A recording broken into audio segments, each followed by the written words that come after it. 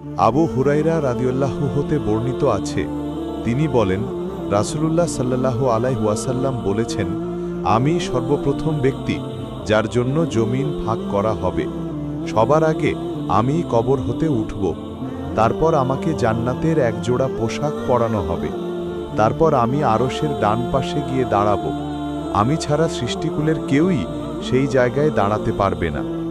জয়ীফ, মিশকাত 5767।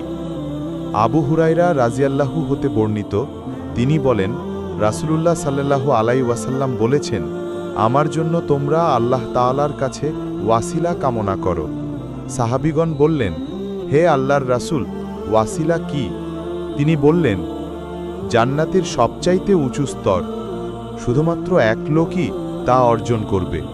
আশা করি আমিই হব সেই ব্যক্তি। সহিহ, মিশকাত 5767।